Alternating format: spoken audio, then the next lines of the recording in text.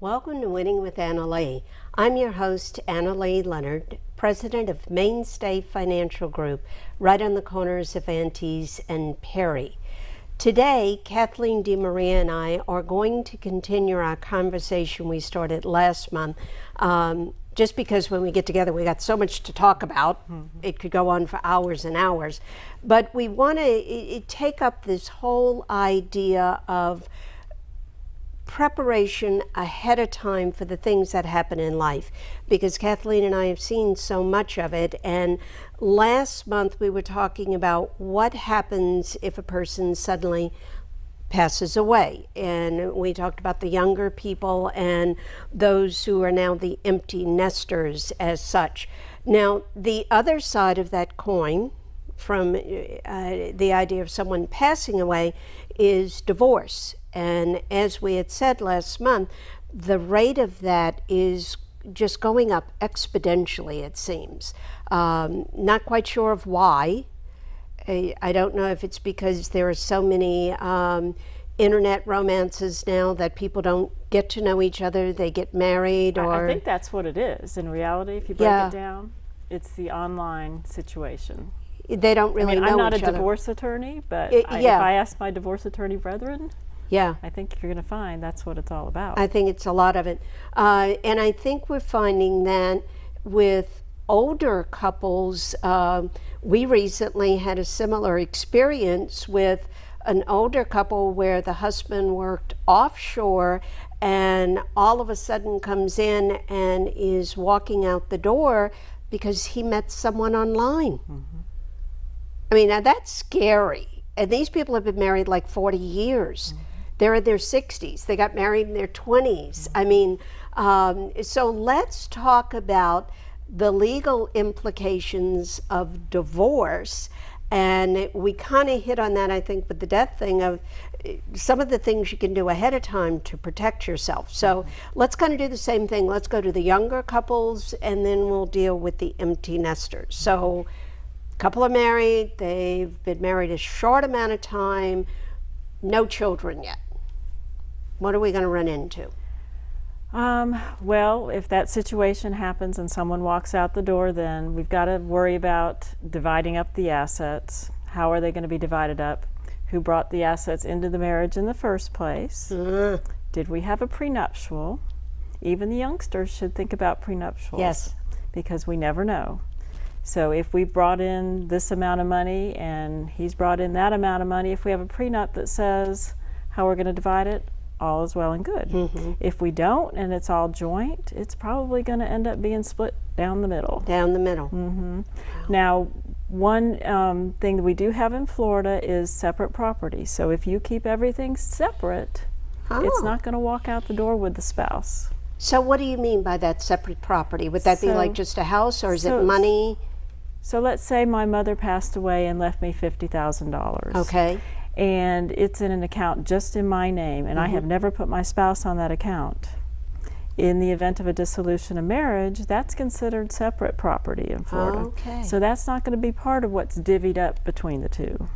All right. So if you keep it separate, don't commingle, then you can protect some of that. But the minute you put someone else's name on it, that's negated.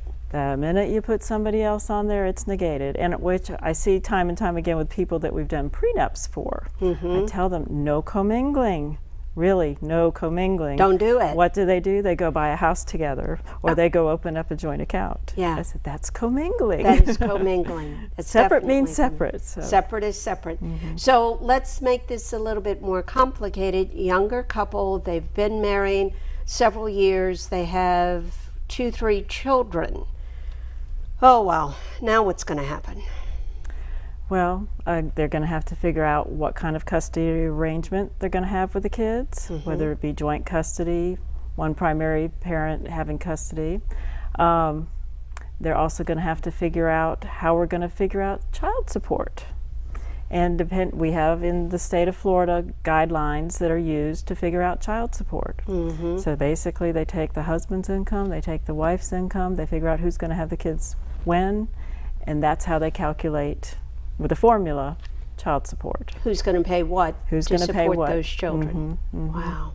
So the kids, again, you know, it becomes a very expensive adventure because, as you and I both know, sometimes child support is not paid, falls all on one, and that one person is trying to raise the children, get them through school, get them through high school, and that is just not always the best situation at all. I mean, my best recommendation, I mean, I was the child of a single parent.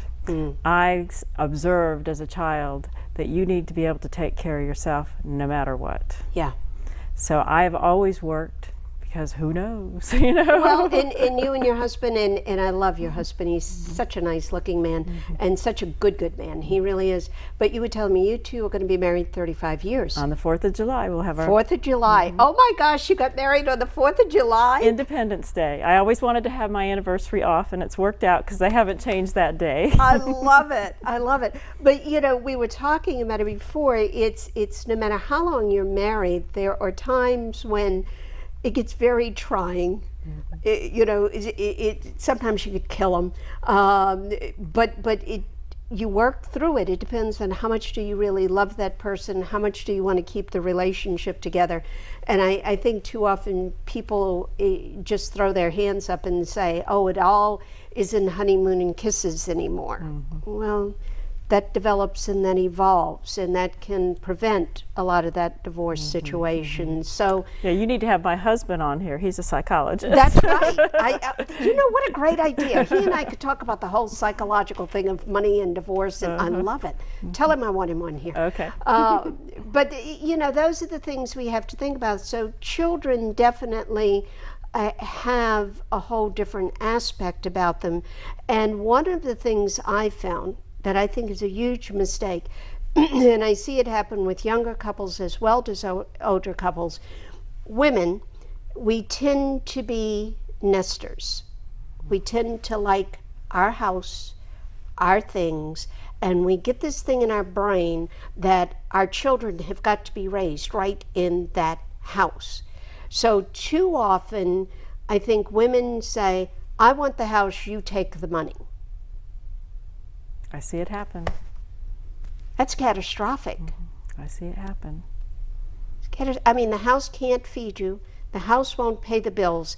The house requires money. The house requires upkeep. You know, the only way you're going to get money from it is if you sell it, you refinance it, you're old enough, you do a reverse mortgage. But too often I've seen women let the spouse walk away with an asset that has tremendous growth potential and liquidity, and they keep these little four walls. And that just is not always a good answer. And sometimes very expensive homes. Yeah, and the other thing I'm seeing too, when I've got people coming in that are going through the divorce situation, you know, I don't do the divorces, they're coming to me from, you know, a divorce attorney, but I'm looking at, you know, we really need to be addressing in your settlement agreement what happens if your spouse dies. Yes. Because if they die, child support ends, alimony ends. It happens all the time. Yes, so we it have does. got to be thinking in our settlement agreement that we need to be sure there's an insurance policy. We go on back that to life spouse. insurance We're back again. to life insurance again. Yeah. But it's the only way you can be sure. And the only way you can be sure that you're covered is for you to actually own it. Yes. Because if your spouse owns it and they quit paying the premiums, you'll never know about it. Or they could change the beneficiary Or if they they can own change it. the beneficiary. I've had that happen. Oh yeah, and all of a too. sudden it's the new wife, Had and that this happen person too. passes away, no child support, and you think you've got a life policy. Right. To find out, no, Right. you So, don't so I tell my anymore. people who come in to update their wills and powers of attorney during this period of time, you really need to make sure that there's insurance and you own it. You own it. And that way you control that you're going to receive it whenever something does happen to them, if it does. Yeah, and you're sure the premiums are paid And every you're month. sure the premiums are paid every month. You know, I'd rather pay $50, $150 a month to know that if something happened to someone, my children are going to have $300,000, $400,000 coming to them, than to, should I be blunt, trust someone who walked out the door on you. I mean, and again, it's that facing realistic things that are going on. So, you know, I think it's very, very difficult when you're younger. You've got children, but I think very often younger people have maybe a bit more resilience built in and a lot more energy usually. So they'll do whatever they have to do, go out, work the 2 jobs, 3 jobs, take care of the kids. But now let's kind of jump over to the empty nesters, where you spend a life accumulating things together. You spend a life having a family that has been your family for years. What are you seeing happening in that arena? It depends on why the divorce is happening. Yeah. A lot of times, I've had couples that have been my clients for years who have come in and said, we just don't want to be married anymore. We're friends, we're going to do Christmas together and holidays together, and we're going to do things with the kids together, but we don't want to be married anymore. Don't want to be married. Those people will usually split it down the middle. Okay. If there has been someone else in the picture, the third wheel, then it's usually a different story altogether. And what the people are willing to do changes too. Okay. So, I mean, it depends on the situation. Depends on the situation. I'd like to go deeper into that. We're going to take a short break. I'd like to go a little bit more deeply into that, because that has a lot of different angles we could approach that from. Okay? So we'll be back in just a minute.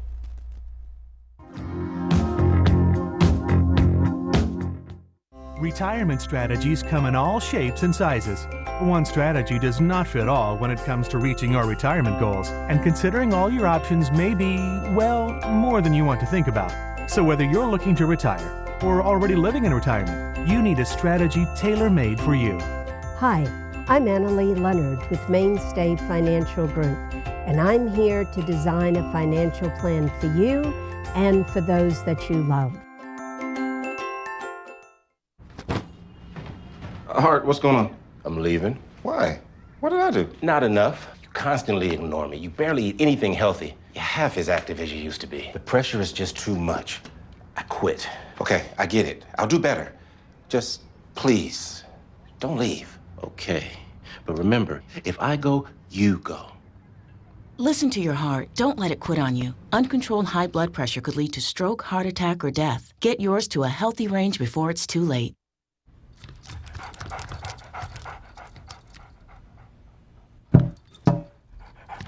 There's a shelter pet who wants to meet you. Meet one today. Visit theshelterpetproject.org. Adopt.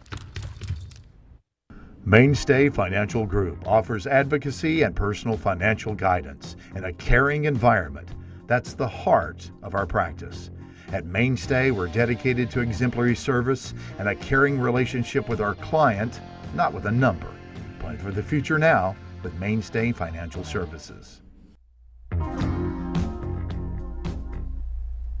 Welcome back to Winning with Annalee. I'm your host, Annalee Leonard, president of Mainstay Financial Group on the corner of Cervantes and Perry.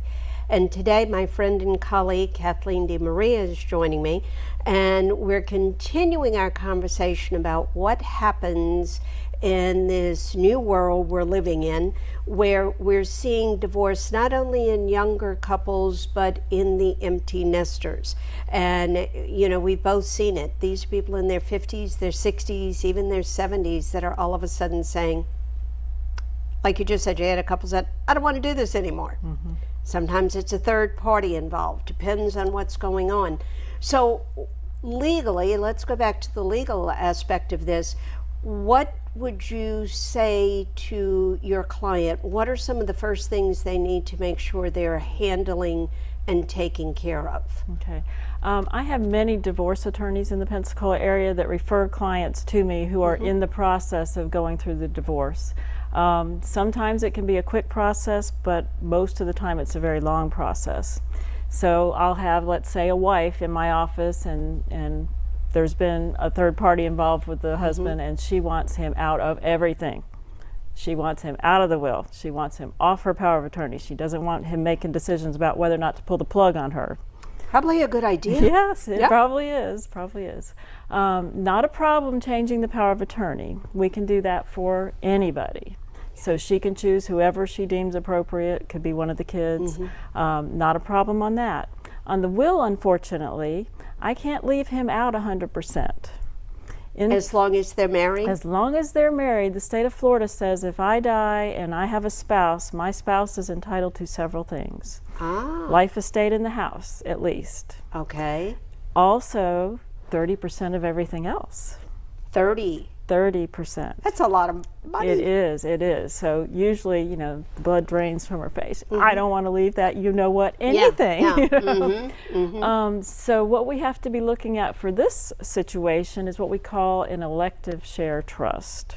We're able to put in the will a trust for his benefit that upon his passing comes back over and goes the way she wants it, as opposed to him being able to walk out of the estate with 30% and give it to the new spouse, or the new squeeze, as I call them. The new squeeze, I love it. Bubbles, I call them bubbles. The new bubble. So are there stipulations on that as to how much they can use and take out? Well, basically, the way I like to set it up, and there's other ways to tweak it, is we have to take that 30% and back it into a trust situation. Okay. The Florida statutes in that scenario, if I just give him income, I have to give him income. Okay. If I just give him income, I have to double the 30%. So I have to hold 60% of her estate in trust for him. Wow. But upon his passing, all 60% of it gets to go back over to her kids or wherever she wants it to go, as opposed to Bubbles walking out the door with it. I got you. So they if someone is having a situation like that, while the process of divorce is occurring, they should see you at that point and not wait until it's all done. Right. And then when it's done, they can come back to you and change that stipulation. Oftentimes we just put in the document, if we're not married to them any more than this. So we say X happens if we're still married, Y happens if we're not. So they don't have to come back. Right. So it's just like saying if this person predeceased me. So I see. very I similar. See. So very much like you would normally do a will or a trust. If this person predeceases, then that happens. Right. If the divorce occurs, then that's null and void. Correct. I love that. And that even works with intact couples where they both come to the marriage with separate sets of families. Yes. And they didn't get a prenuptial agreement. Got it. So I do have a fair number of those clients who just one of the spouses comes to me as a client, and we have done that for them. Okay. So. What would you advise, and again, we both see this very often, you have a couple, they are older, they're going through the divorce, one has been the quote-unquote breadwinner, so there is one 401k, which by this stage in life is in the $400 million range. 400 million? Not 400 million, 400,000 up to $1 million. Yeah, not 400 million. Wow. If they are, I could have that one client retire. Right. So, you know, let's say 400,000 up to $1 million, they've gotten this 401k, they're gonna go through a divorce. What are the precautionary measures there? You need to be talking long and hard to your divorce attorney about that, making sure there's going to be a qualified domestic relations order, setting forth what you're going to get. Yes. That's very important. Same thing with the military. There's also the same issue with the military and their retirement. So you've got to make sure that that all is actually in the settlement agreement. If it's not there, there's no going back. Yeah. And what I'm hearing from you, Kathleen, correct me if I'm wrong, it's not so simple anymore as to say we're going through a divorce, I go see the divorce attorney, I'm done. You got to have a team approach on this. You better have the estate attorney to go back and get all of those things together. You need to come back to your financial person to make sure all the beneficiaries are now correct. I'll tell you, and this actually happened to me recently. I had a client who had a first marriage, got divorced, married the next lady. They had been married 10 years. 10 years. They came in to see me. We're going through all the assets, and we talk about the fact he has a 401k at work. And I said, now, you did change beneficiaries, correct, when you had the divorce? Well, no. I assumed that because I divorced, she was no longer the beneficiary. So if he had passed away during those 10 years, guess who would have gotten? Yes. New wife would not have been very happy. Right. And that depends on what the asset is, Yes. because the state of Florida, it's been several years ago now, recognized that this is an issue, that people get divorced and they do not go back and change Yeah. their beneficiaries on things. So they did change our statutes to say that the person will be deemed to have predeceased. So if I get divorced, my spouse is deemed to have predeceased on all those designations.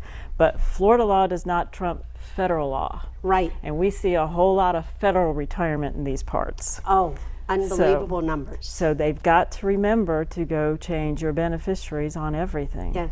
And I got to say, I don't trust people to say, oh, listen, I'll take care of you.